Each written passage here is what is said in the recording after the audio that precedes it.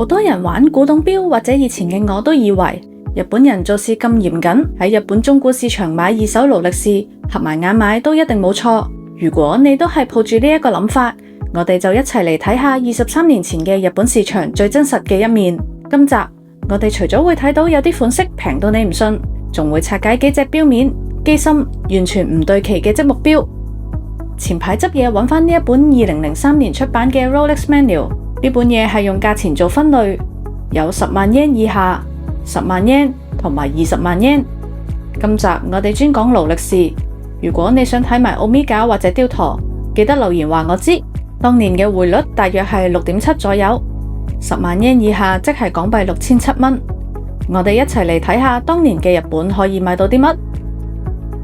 大家睇下第一隻烏英治369黑面，就咁睇就睇唔到係咪搦假面。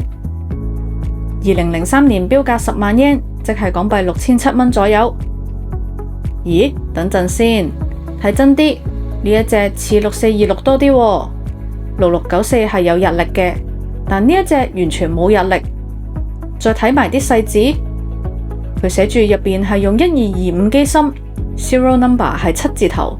即係個錶殼係80年代嘅產物，但係塊面係烏英治中期，即係50年代尾60年代初嘅規格，好似唔係好對期喎。同埋大家細心啲睇下，塊面一啲夜光都冇，但係芝士分針又有齊夜光，你哋又點睇？睇埋下面嗰隻6694，都係6006蚊港紙，起碼有返個日曆，睇落就對期穩陣好多。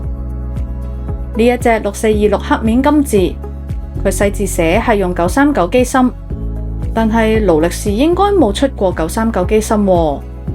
再加埋佢內文都懷疑條鋼帶係複製品，成隻錶都古靈精怪。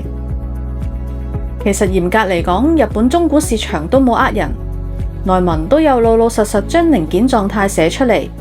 只要你有做功課，有足夠嘅專業知識，就會知道邊隻先係全對期嘅好嘢。跟住我哋睇下10萬yen至20萬yen買到啲乜。呢一隻經典嘅1601，標價148000yen，大約9009蚊港紙。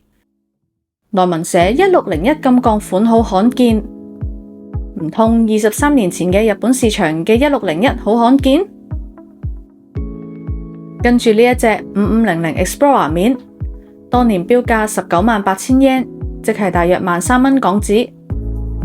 睇雜誌內文，佢呢度寫住 boy size， 唔知係咪日本嘅叫法唔同，會將34mm 叫做 boy size 呢？仲有呢度寫住翻寫面，都係古靈精怪。我哋都係睇下一隻啦。呢一度有一隻軍錶 Skyrocket， 標價148000yen。但係翻查翻資料 ，Skyrocket 應該係40年代二戰時期專為加拿大空軍製造，但係呢度寫1960年代製造，唔知係咪打錯年份呢？跟住下面有長青款嘅16013，當年標價都係10700蚊左右。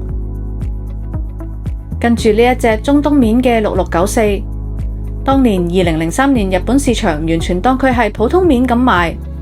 標價都係11,000蚊港紙，點諗到放到今時今日，呢一種當年冇人要嘅中東面會升得咁犀利，依家冇5-6萬港紙都未必買得到。1601同1603都係1萬蚊左右，肥仔1601金鋼都係12,000蚊。好啦，睇完10萬yen到20萬yen，我哋睇到當年日本市場都幾多唔對期嘅古靈精怪錶。依家我哋睇睇20萬yen，睇下當年嘅 Submariner GMT Master 到底賣緊幾多錢？大家睇下呢一隻1675，係啊1675啊！當年喺日本只係需要17,000蚊港紙左右，17,000蚊港紙買到一隻1675百事圈喎。唔好理佢係咪 long E， 擺喺今日2026年，美金17,000蚊都俾佢啦。呢一隻真係買到賺到。如果俾你可以坐時光機返到2003年，17,000蚊港紙嘅1675百事圈，你會買幾多隻？我哋繼續睇下仲有啲咩平嘢。咦，但係呢一隻蝴蝶陀又唔係真係咁平啫，都要16,000蚊。好啦，點都要提到最長青嘅 Explorer 2 16570，我哋之前都有片介紹過呢一隻1999年製造，連埋出世紙原裝錶盒，2003年用港紙19200蚊已經買到，2萬蚊有找，仲要有日本鋪頭嘅3年保養。不過呢一隻錶就打磨過，所以話如果你係以保值為目標嘅話，真係要聽啲前輩講，點都要買運動錶着數啲，個市點跌都好，都唔使蝕咁多。同埋大家最愛嘅 Submariner 16610， 1991年產物，當年喺日本中古嘅街價都係港幣19900蚊。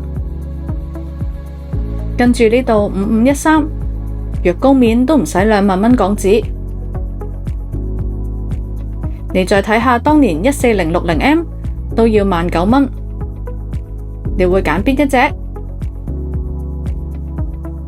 ？20幾年前嘅日本雜誌《字裏行間》確實為我哋留低咗好多當年中古市場最真實嘅記錄。